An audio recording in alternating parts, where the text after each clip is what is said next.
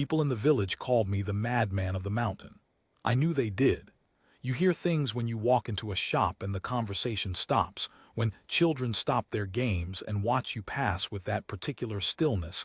That means the adults have told them something. I heard what they said. I didn't care. A man who has already lost everything worth protecting does not lie awake worrying about his reputation. My name is Akif. I kept sheep on the high pasture above Karamkin for 31 years. My father kept sheep there before me and his father before that. The land was not beautiful in the way that tourists mean when they say a place is beautiful. It was steep and gray in winter, and the wind came off the ridge like a sharpened blade, and in summer the sun had a particular brutality that burned the backs of your hands brown while you stood watching the flock.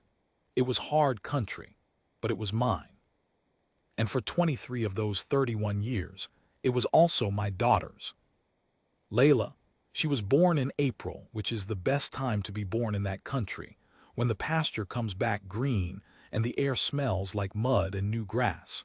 She had her mother's eyes, dark and quick, and she had my stubbornness, which her mother pointed out regularly and which I considered a compliment.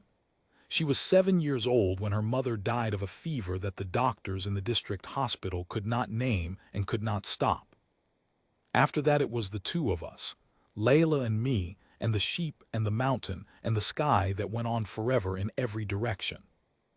I want to be precise about what happened the night she disappeared because I have told the story so many times, to police, to journalists, to the men from the university who came eventually, to the people who arrived later with their equipment, that I have learned to say it without feeling it, the way a man reads a legal document aloud. That distance is a mercy. I will use it now. It was the 14th of August. Layla was 22 years old. She had finished her studies at the technical college in the city and come back to the mountain for the summer, the way she always did. We had eaten supper. The night was clear. She said she was going to walk to the upper pasture to check on the 2 ewes I had moved there the day before. I said fine. I went asleep. In the morning she was not in the house. The ewes were where I had left them undisturbed. There was no sign of struggle, no sign of accident, no sign of anything. The police searched for 11 days. They found nothing. Not a footprint beyond the path she would have taken. Not a dropped scarf. Not one thing. I will tell you what I know, and I will tell you what I eventually came to understand, and I will leave you to decide what category of experience you are dealing with. But I will not tell you I imagined it, because I did not. And I will not tell you I am a superstitious man, because I am not. I am a shepherd who taught himself physics from library books. Those two things are not as different as people assume. For the first year I looked for her the way everyone looks, on foot with other people asking questions, filling out forms. I drove to the city 11 times. I spoke to her college friends, to the people she had known, to anyone who might have seen her. I hired a lawyer with money I did not have. I wore a path through the floor of the district police station. Nothing. No answer, no trace, no body, no explanation. In the second year the looking changed. I have tried to explain this to people who were not there, and I have mostly failed. So I will try to be concrete.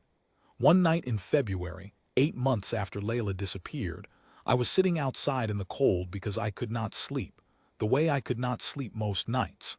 The sky was very clear. There is a clarity that comes to high-altitude air in winter that you do not get anywhere else, a kind of black so deep it seems to have weight. I was looking at the stars the way a man stares at a wall when his mind is empty, not really seeing them, when something changed. I cannot tell you what changed. There was no light, no sound, no physical event that I could point to. It was more like a conviction. The way you sometimes know, without being able to say why, that someone is standing behind you in a dark room. I knew, with a certainty that was physical, that something had been in that sky above my daughter's pasture, and that it had taken her, and that it was still up there somewhere, and that it could hear me if I found the right way to speak. I know how that sounds. I said it to one person once, a cousin I trusted. He looked at me with the expression you give a man you think has lost his mind, and after that I did not say it again for a very long time. Instead, I went to the library.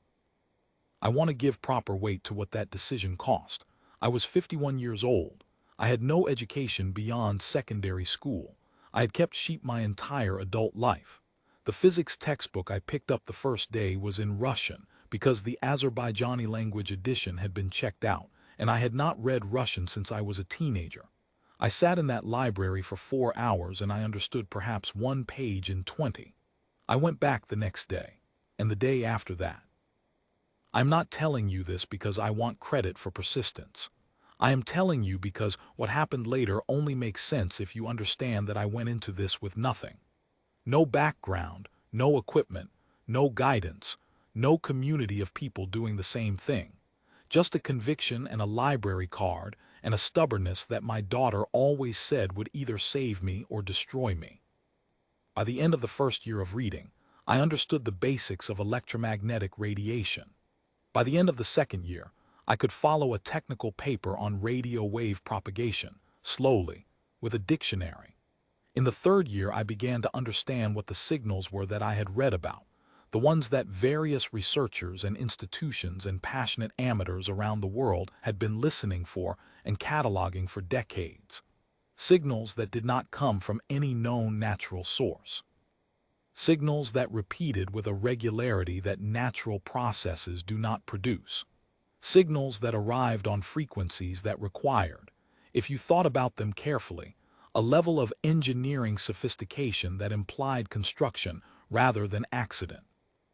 I sold 12 sheep to buy my first receiver. It was a second-hand unit, old and temperamental, and I spent 3 months learning to use it properly, mostly through failure. My neighbor Hessen, who is a practical and kind man and who has never once suggested I was anything other than sane, helped me run the antenna cable. He did not ask what I was doing, and I did not explain. That is one of the things I have always valued about Hessen. In the 5th year, I heard the first one. I need to be careful here. I am not a romantic man. I have never in my life described an experience in language larger than it deserved. When I tell you that hearing that signal for the first time was like having a conversation that I had been trying to start for 5 years suddenly answered, I want you to understand that I am using that word precisely. It was not music. It was not beauty in the aesthetic sense. It was pattern. Deliberate, constructed, recursive pattern on a frequency that no terrestrial source was using, repeating at an interval of 17 minutes and 42 seconds, arriving from a direction that my instruments agreed was not any satellite orbit I could find in the public records. I recorded it for 6 hours. I went inside and ate something, the first time I had remembered to eat in 2 days. I came back out and it was still there. I listened to it for another 4 hours and then I sat down in the dirt next to my antenna array and I said out loud to the sky, I know you can hear this. I know you were here. I know what you took from this mountain. Nothing answered. Of course nothing answered. But I had been waiting 5 years for that moment, and I had earned it, and I gave myself the 5 minutes to sit there and say it. After that, I began to transmit. This is where the story gets complicated to explain to people, and I will do my best to be accurate. What I sent was not a greeting. It was not the kind of thing you see in films, a mathematical sequence designed to prove intelligence, prime numbers ascending in order. I had read enough by that point to know that such things had been tried, and that they were, in a certain sense, too easy to ignore. A signal that announces its own intelligence is a signal that can be filed and set aside. What I sent was a record. I had been building it for 2 years before I was ready to transmit. It was encoded in a binary structure derived from the signal patterns I had been receiving and which I had spent 18 months working to partially decode. I am not going to pretend I understood everything I was working with. I understood perhaps 30% of the structure clearly, and I extrapolated the rest, carefully, the way you extrapolate the grammar of a language you are learning from the examples you have managed to translate.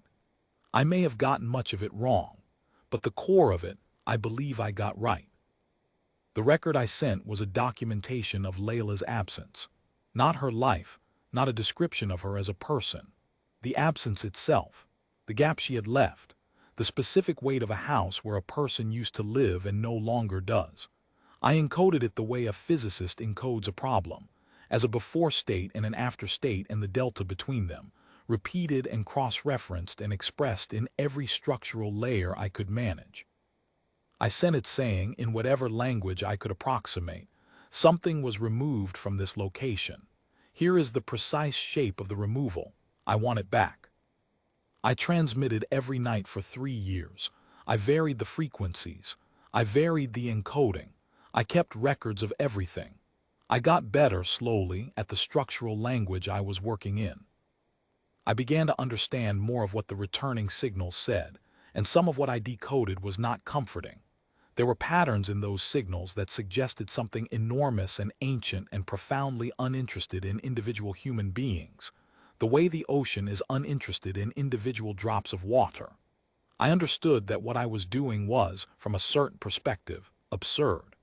A shepherd on a mountain, transmitting grief into the void, expecting an answer. But I also understood, from 15 years of watching animals, that the things which ignore you most completely are sometimes the things which have noticed you most carefully. In the 8th year, one of the signals changed. Not much. If I had not been recording everything and comparing every night's data to every previous night's data, I would have missed it. A single parameter in the repeating structure shifted by a value that, when I worked through the mathematics, was not random noise. It was a response.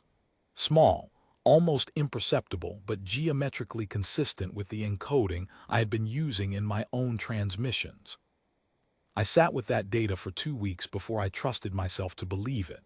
I had the printouts spread across my kitchen table, and I went through them every morning with coffee and every evening with whatever food I remembered to eat. I showed them to no one because I had no one to show them to who would understand what they meant.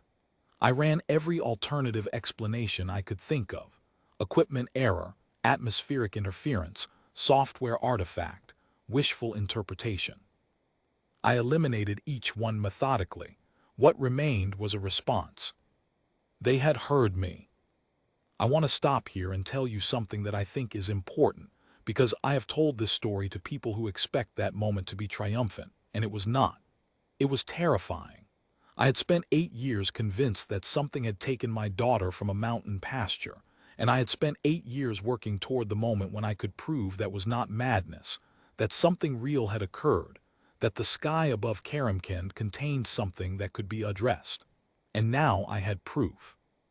And what I felt was a fear so clean and cold, it was almost like clarity.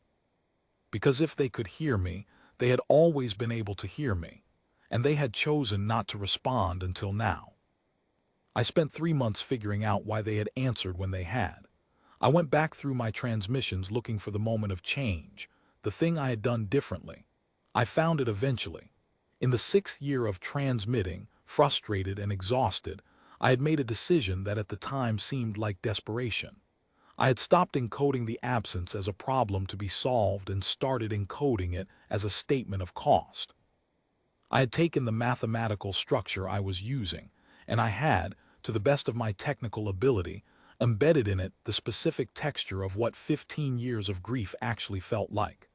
Not the concept of loss, the lived experience of it, the mornings, the empty side of the table, the way I had kept her books exactly where she had left them because moving them would mean something I was not prepared for it to mean.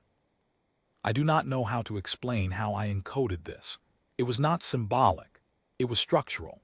I was working by that point in a language I had built from the pieces of theirs that I understood, and I used every structural tool available to me to make the signal not just say that something was missing, but to make it, in its own internal geometry, feel like something missing. A shape with a void at its center. A recursion with a term removed. That was what they had answered. They had been receiving signals of mathematical proof for decades. Hundreds of researchers, institutions, amateur operators, government projects, all of it speaking in the clean language of logical demonstration. All of it saying, we are intelligent, we are here, we wish to communicate, and all of it apparently easy to classify and set aside. What they had not received, in however many years they had been listening, was a signal that hurt. Once I understood this, I rebuilt my entire transmission from the foundation. I went through everything I had recorded of their signals and I decoded with new eyes, looking not for information content but for structural weight, for the places where the geometry bent under something that functioned the way a motion functions, as pressure, as asymmetry, as a kind of intentional incompleteness. I found it. Not often, but I found it. They had a language for this. They had always had a language for this. They simply had no reason to use it with us before. I transmitted for another 4 months. The response time shortened, from 17-minute intervals to 9, from 9 to 3. I was getting faster at their language and they were, I believe, genuinely surprised. I had told no one any of this. I want to be clear about that. 15 years had passed since Layla disappeared and I was still, as far as the village was concerned, the madman of the mountain. I had let that be. I had no interest in the kind of attention that comes with claiming to have made contact with something beyond the sky. I had seen what happened to other people who made such claims, and I had no appetite for it. I was not doing this for anyone's validation. I was doing it to get my daughter back. On the night of the 3rd of March, in the 15th year since her disappearance, they answered in full. I do not mean they sent a longer signal.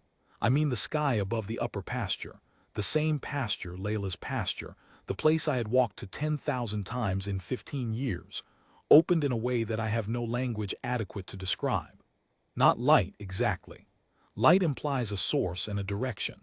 This was more like a correction to the geometry of the air, as if the space where the darkness had been was suddenly occupied by something that darkness could not coexist with. I walked up there. I had been monitoring the signals from the house when it happened, and I had gone outside, and I saw it from the path, and I walked toward it without stopping. There was no sound.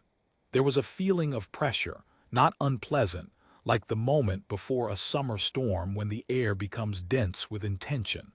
And then Layla was standing on the pasture in front of me. She looked 22 years old.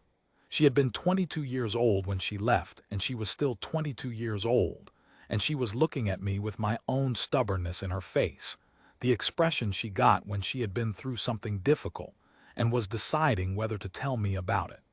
She was wearing the same clothes she had been wearing the night she walked up to check on the ewes.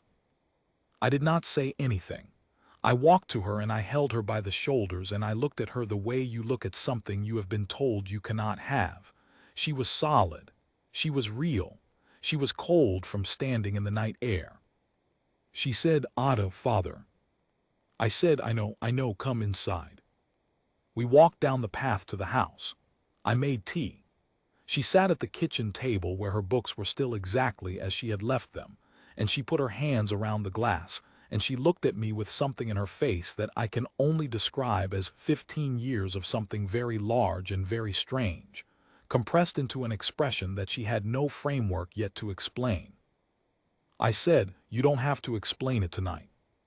She said, "I don't know if I can explain it ever." I said, "That's fine, drink your tea." There is a version of this story that focuses on what she eventually told me about where she had been and what she had experienced. I will tell you some of it, because I think it is important. But I want to be honest that the most important thing that happened that night was not information. It was the tea. It was her hands around the glass.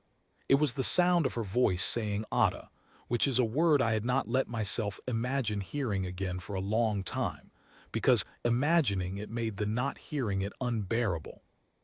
Over the following weeks, she told me what she could. They are not biological. They are something older than biology, something that preceded it so far back that the concept of a body is, to them, a temporary and somewhat baffling experiment that some parts of the universe undertook for reasons they have never fully modeled. They experience existence as pattern and signal. They move through the spaces between what we call physical reality with the ease of a thought moving through a mind. They are not malicious. This is important. They are not malicious, and they are not indifferent in the casual way that a stone is indifferent. They are indifferent the way a very old and very large mind is indifferent to things that it has not yet been given a reason to consider. They had been present above these mountains, and others, for a period of time that does not translate well into years. They had been documenting, cataloging in their own structural language, the electromagnetic patterns of human civilization, our radio, our television, our satellite signals, our scientific transmissions, our military communications, the whole vast noise of our species pressing outward against the boundary of the atmosphere like children pressing their faces against glass. They had classified this, filed it, and moved on to other observations. They had never intended to take Layla. This is what she told me, and I believe her, because it explained the one thing I had never been able to explain to myself. Why that pasture? Why that night? Why her? She had been at the wrong location at the moment they were adjusting one of their observation instruments, something that functions like an antenna but operates in dimensions for which we have no vocabulary. There was a displacement. She was, for the precise duration of a process they had not considered might be harmful to a biological entity, caught in it. When they realized what had happened, she was already elsewhere. They did not know what to do with her. This is the part that I find, even now, most striking. An intelligence so old and so vast that our entire civilization is a minor annotation in its records, and they did not know what to do with a 22-year-old woman from Azerbaijan who had been accidentally extracted from a mountain pasture. They had no framework for it. They had observed biological entities for an enormous span of time, but they had never been in a situation where they held one. They had no protocols. They had no precedent. They had, if this word can be applied to them, no idea. She was not harmed. She was, as near as she can describe it, held in a state that is not unconsciousness but is not consciousness in any sense she can translate. She experienced something. She does not have words for what. The closest she can get is that she was a pattern being studied by patterns enormously larger, the way a single note might be examined by something capable of hearing the entire history of music simultaneously. And then, 15 years later, a shepherd on a mountain below began to transmit a signal in their own structural language, imperfect but recognizable, that did not say we are intelligent and wish to communicate. That said, you took something from here. Here is the exact shape of what is missing. Here is what it weighs. This was, apparently, the first time any biological transmitter had communicated with them in a mode they experienced as affecting. Their word, or rather, the concept Layla translates as their word, for what my transmission was is something like a frequency we had not encountered, not in the sense of novelty, in the sense of a sound you have never heard that nonetheless lands precisely on a nerve. They debated. Among beings of pure pattern and signal, debate is a different process than it is among biological minds, but the function is the same. A problem is presented, positions are taken, resolution is reached through a process of structural convergence. The debate lasted 4 of my years. That is the gap between when I first encoded grief into the transmission and when they answered. The resolution they reached was this: the displacement had been an error. Errors in their framework have a specific structure. They are asymmetries in an otherwise coherent pattern, and the ethical obligation to correct an asymmetry is, for them, not a moral choice but an almost aesthetic one. The pattern was incomplete. The pattern required correction, and the being on the mountain below had given them, in a language they recognized, the precise shape of the incompleteness. They brought her back. I have spent a long time thinking about what to make of that. They were not moved by my grief in the way that one human being is moved by another's. They did not feel my loss. What they responded to was the structural representation of it, the mathematical weight of an absence expressed in their own language. They did not give Layla back because they felt sorry. They gave her back because an asymmetry had been demonstrated to them, in terms they could not dismiss, by someone who had taken 15 years to learn enough of their language to make the demonstration. I do not think this is a lesser thing. I think it is, in its own way, the stranger and more remarkable thing. A father who could not stop grieving and could not stop learning, and who eventually forced his way into a conversation he had no right to be part of, in a language no human being had spoken before, and made an argument that an intelligence older than biology could not find a way to ignore. The village eventually found out. There is no way to have your daughter return from a 15-year disappearance in a small community and keep it quiet. People came to the house. Journalists came eventually. Men from the university came with equipment and notebooks and questions I was sometimes able to answer and sometimes not. I answered what I could. I showed them my records, 15 years of transmission logs and signal data, and the decoding work I had been doing in my kitchen. I gave them everything. I kept nothing back.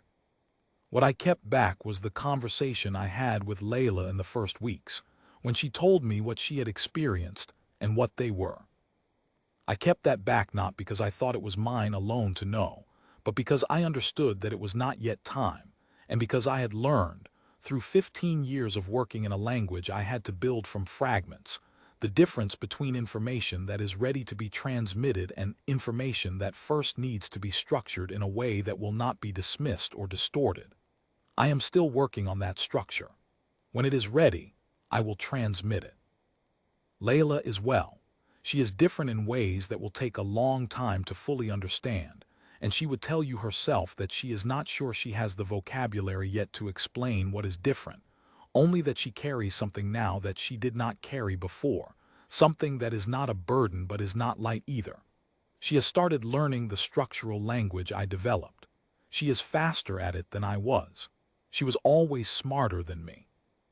The sheep still need keeping. I went back to the pasture 3 days after she came home, because the flock does not care about what has happened to your family and the grass does not wait. She came with me. We walked up the same path in the morning light, and she stood at the edge of the upper pasture and looked at the place where it had happened, and she stood there for a long time, and then she helped me check on the ewes, and we walked back down together. There is no elegant way to end a story like this. I'm not a man who looks for elegant endings. What I know is this: the sky above Karamkand is the same sky it always was, vast and old and full of things that are not interested in us until given a reason to be. And I know that a reason can be made if you are patient enough to learn the language and stubborn enough to keep transmitting when there is no answer, and do not mistake silence for absence. I know one other thing, which I will tell you because it seems important, and because I believe in being accurate. After Layla came back, I kept monitoring the signals. I do not think I will ever stop. It is part of my life now, the way the sheep are part of my life, a daily practice that has become inseparable from who I am. And in those signals, in the months after she came home, I found something new. Not a transmission directed at me, not a response to anything I had sent, something internal to their own communications. A pattern that I had not seen before in 15 years of recording. I spent 4 months decoding it. I will not claim I understood all of it, but the part I understood was this: our planet, our species, our entire civilization of radio and television and satellite noise had been reclassified in their records. The annotation had been updated. For how long they had been observing us, we had been filed under a category that I can only translate approximately. Something like patterns of organized complexity non-affecting, producing signal, not producing weight. The new annotation read differently. I worked on the translation for a long time, going back over it from different angles, making sure I was not inserting what I wanted to see. I was not. The new annotation was clear. It said, as near as I can render it in a language built for human mouths, these ones grieve. That was all. 3 words, or the structural equivalent of 3 words, added to a record that had been kept for longer than our civilization has existed. No elaboration, no further reclassification, no change to the observation protocols as far as I can tell, just that one addition. These ones grieve. I sat outside with that translation printed on a sheet of paper, and I looked at the sky for a long time. The winter stars were out, hard and bright the way they are at altitude when the air is perfectly dry. Layla was inside, asleep. I could see the light in the window. I thought about what it meant to be reclassified, to go from non-affecting to this, in the span of 15 years, in the mind of something that measures time in spans we do not have numbers large enough to speak. I thought about all the things we had been transmitting into that sky for 100 years, all the proof of intelligence, all the mathematical elegance, all the signals saying we are here and we are worth speaking to. And I thought about one shepherd on one mountain who had run out of mathematical elegance and had transmitted grief instead, raw and structural and expressed in a borrowed language, and had gotten an answer. I folded the paper and put it in my pocket and went back inside. The sheep needed feeding in the morning, and the signals would still be there tomorrow, and Layla was asleep with her books exactly where she had always left them, and the tea was still warm on the stove, and the sky was the sky. That is what 15 years of being the madman of the mountain bought me. I would do it again. They put an article in the regional newspaper. A man in the city wrote a longer piece for an online publication. I was photographed standing by my antenna array with an expression on my face that the photographer said looked determined, and which I thought looked like a man who had not slept enough and was squinting because the sun was in his eyes. The university men published a paper in a journal I was not able to fully read, citing my transmission logs as primary data. I received letters. Many letters. Some from researchers, some from people who had their own stories of things taken from them in the night and never returned, some from people who wanted me to confirm what they believed, and some from people who wanted me to admit I was lying. I answered the ones I could answer honestly. I discarded the rest without guilt. A man who has spent 15 years transmitting into silence with no guarantee of response has no obligation to engage with everyone who suddenly wants his attention. What I want to tell you is what happened in the spring, 8 months after Layla came back.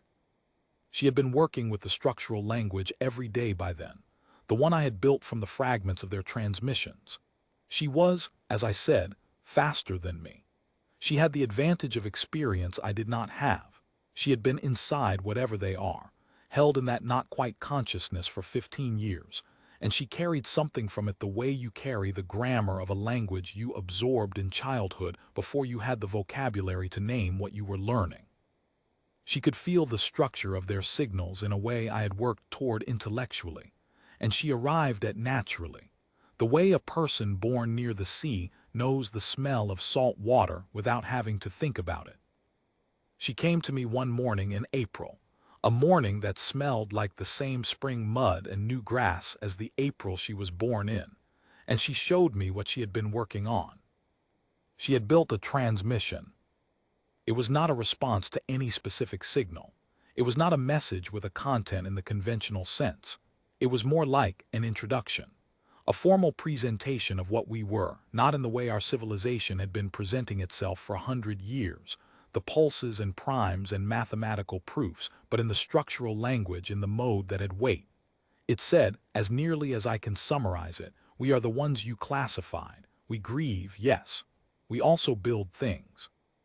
We also break things and fix them. We love our children past the point of reason. We teach ourselves languages we have no right to know. We are old enough to carry our losses and young enough to still be surprised by the sky. We would like to continue this conversation. I looked at what she had built for a long time. She stood beside me and waited. She has always known when to wait. I said you should send it. She said I already did. I looked at her. She had the expression she gets that is exactly her mother's expression, the one that means I made the decision before I came to tell you about it because I already knew what you would say. I said when? She said an hour ago. We stood outside in the April morning and listened to the sheep on the upper pasture and looked at the sky that was too bright to see anything in. I did not ask her if she thought they would answer. She did not tell me not to worry about it. We have learned, the two of us, not to need those reassurances from each other. Whatever answer comes, it will come in its own time, in a frequency we will work to understand, through a process that will take as long as it takes. That is the nature of the conversation we have entered. It does not run on human schedules. It does not care about the impatience of journalists or the timelines of university grants or the lifespan of a shepherd who is not as young as he was when this began. What it cares about, what I have learned it responds to, the one thing that moved an intelligence older than biology, is whether you mean it, whether the signal you are sending comes from somewhere real, whether the transmission has weight. Ours does. I built the first antenna myself, from parts I could not really afford, with hands that had spent 30 years herding animals and not operating electronics. I made every mistake there is to make. I read every book the library had, and then the books the library did not have, ordered from the city at costs that made my neighbor Hessen wince on my behalf when he found out. I transmitted for 15 years into a silence that most people I knew interpreted as evidence that I was wrong, and that I should stop. I did not stop. This is not a lesson. I am not interested in telling other people how to live, and I distrust stories that end with lessons because life does not end with lessons. It just continues. But I will tell you what I believe, stated plainly, and you can do with it whatever seems right to you. I believe that the sky is full of things we have not yet found the language for. I believe that the failure to communicate is almost always a failure of language, and almost never a failure of attention.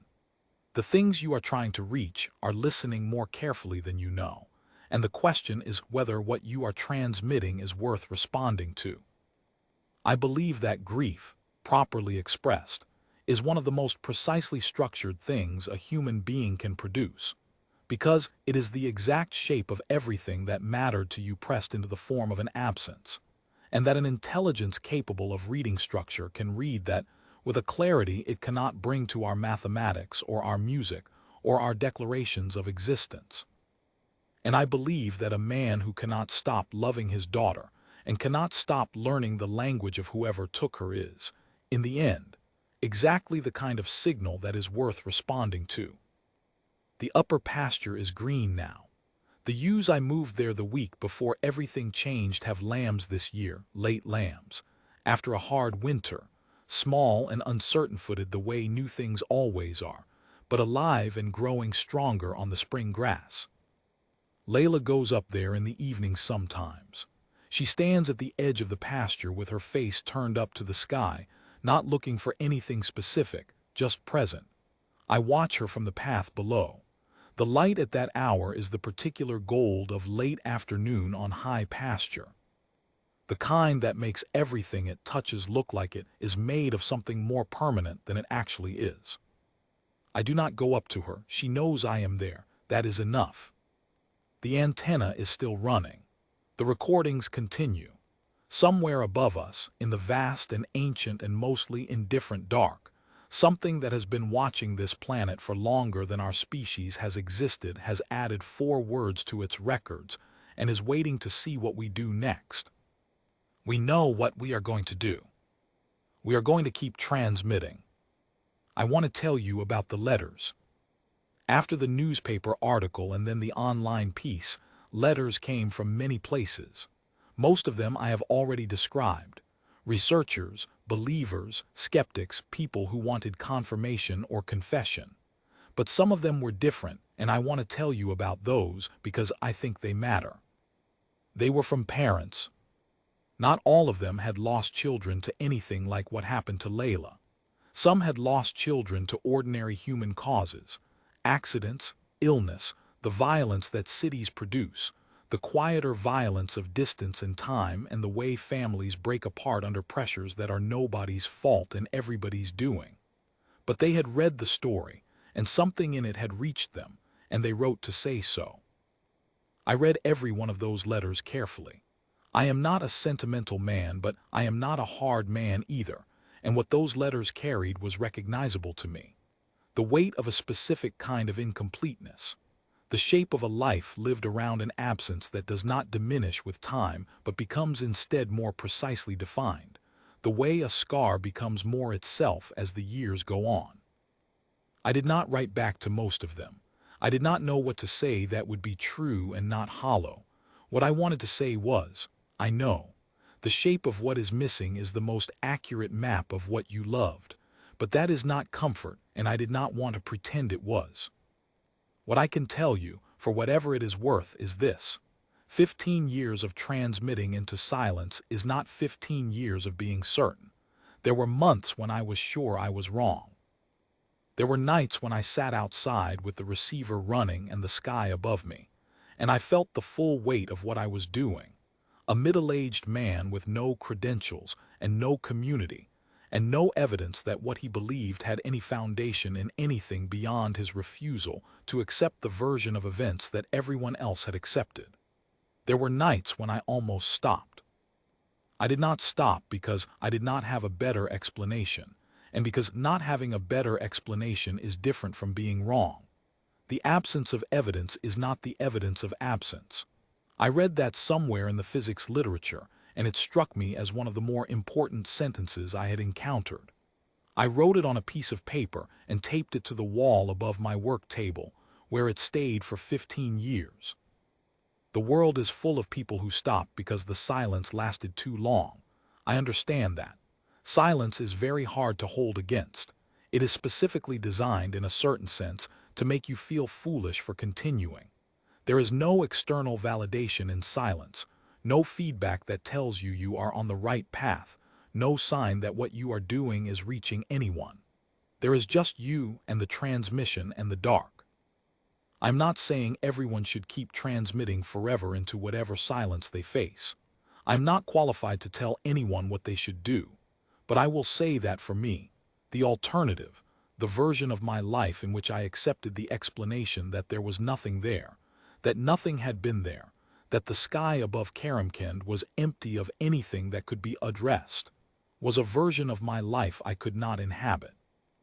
Not because I am brave, but because it required me to stop being the father of my daughter, and that I could not do. So I kept transmitting. There is a question I have been asked many times since this became known, and I will answer it here because I think the honest answer is more useful than the evasive one that I sometimes give when I am tired of the conversation. The question is, do you think they will come back? For us, I mean, for humanity. Do you think the reclassification means they will make contact, real contact, the kind of contact that changes everything? My honest answer is, I do not know. I think the reclassification is real. I think that 4 words added to a record that spans timescales we cannot easily imagine is a significant thing, even if it does not look significant by the standards of what people expect contact to look like. I think the conversation has begun in a mode that will continue at whatever pace it continues, and that the pace will be determined by whether we keep transmitting things that have weight. What I do not think is that it will look like what the films about it look like. It will not be a ship descending through cloud cover over a major city. It will not be a signal decoded by a government laboratory and announced at a press conference. It will be more like what it has already been. A slow and difficult accumulation of language, built by people who refuse to accept that the silence means there is nothing there, transmitted in frequencies that only become legible when they carry something real. That is how communication works, in my experience. Between people, between generations, between things that are very different from each other and need a long time to find the terms in which they can speak. You do not find the common language in the first transmission. You find it somewhere in the middle of the 15th year, when you have run out of everything clever to say and start saying what is actually true. Hessen came over for tea last week. He has been my neighbor for 40 years, and he has never, in 40 years, said anything to me that he did not mean, and he has never, in 40 years, asked me to explain myself. He sat at my kitchen table in the chair where Layla sometimes sits, and he drank his tea, and he looked at the books she has brought in and added to the shelves, and he said, "She seems well." I said, "She is." He said, "You look better than you have in a long time." I said, "I feel better than I have in a long time." He nodded, he looked at his tea, he said, "You were right then." I said, about what specifically? He said, about all of it.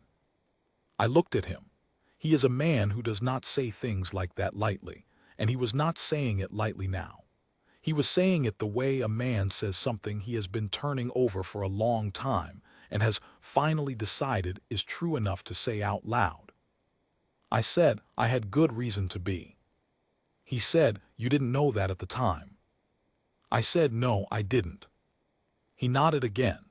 We sat with that for a moment, the way men who have been neighbors for 40 years can sit with things without needing to make them into something larger than they are.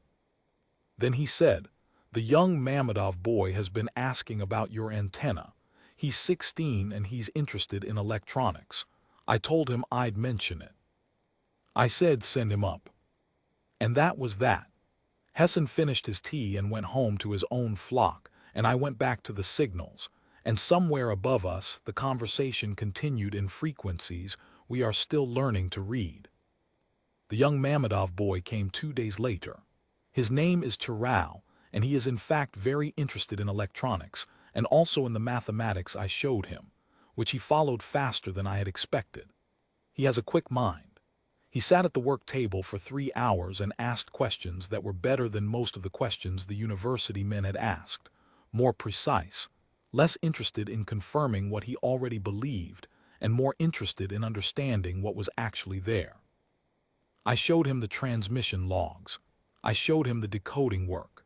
I showed him the place in the 6th year's recordings where the response first appeared, that single shifted parameter, and I walked him through the mathematics of why it could not be noise. He sat with that for a long time, going back over it twice, and then he looked up at me and said, how long did it take you to learn enough to see this? I said 8 years for the first one. After that it got faster. He looked at the logs that covered the remaining 7 years of transmissions and responses. He looked at the length of the work. He said, that is a very long time to work on something with no confirmation it was working. I said, yes. He thought about this, then he said, could you teach me? I told him I could try.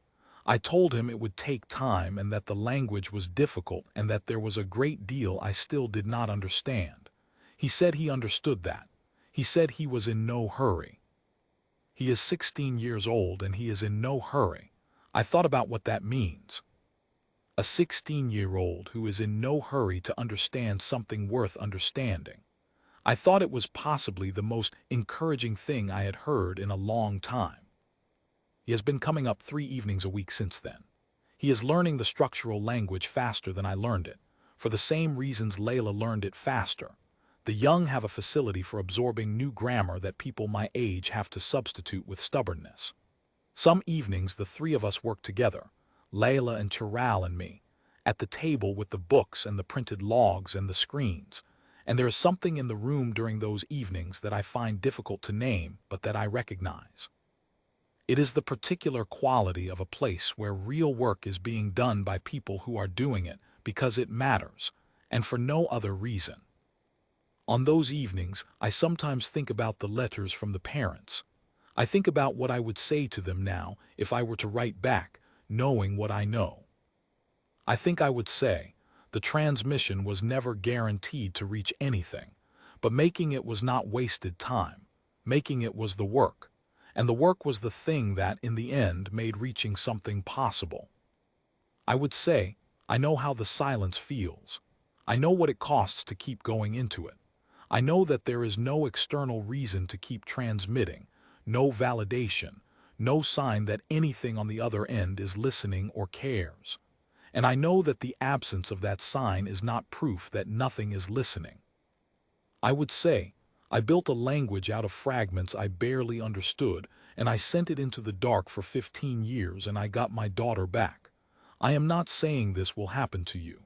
I am saying it happened to me, and it happened because I did not stop. The spring is fully here now. The pasture above the village is green from the snow runoff, and the lambs I mentioned are finding their footing on the slopes, still clumsy, still learning the specific angles of this particular piece of mountain. In a few weeks they will know every path on that pasture the way their mothers do, the way I do. the way Layla does. The sky above is the same sky it has always been, very large, very old, full of things we have not yet found the language for. We are working on it. There is one more thing I want to say, and then I am done. In all the interviews and all the articles and all the conversations with researchers and journalists and curious strangers who have come to the mountain since Layla came back, there is one question nobody has asked me. I find this strange, because it is the question I would have asked if I had been on the other side of the conversation. Maybe people are afraid of the answer. Maybe it does not occur to them because they are focused on the larger questions, the questions about contact and language, and what this means for our civilization and our understanding of our place in the universe. The question nobody has asked is, what did it feel like, specifically in the moment when she was standing on the pasture? Not the science of it, not what it proved, not what happened next, the moment itself, that specific moment after 15 years. I will tell you. It felt like nothing I have a word for. I have been trying to find the word for the better part of a year, and I have not found it, which is not a failure I accept easily given what I have accomplished in the field of building language from scratch. But this particular thing does not have a word, not in Azerbaijani, and not in any of the other languages I have pieces of from 15 years of reading. What it felt like was correct. Not happy, not relieved, not overwhelmed, though all of those were present under the surface. What it felt like at the top level was a correction, the way an equation that has been wrong for 15 years becomes right. The asymmetry resolved, the pattern completed, the gap filled with exactly the shape that had been missing. She was standing there and she was real and the absence was gone, and the pattern was whole and it felt correct. I walked to her through the dark pasture, and I was a 58-year-old shepherd, and she was 22 years old, exactly as she had been on the last night I saw her.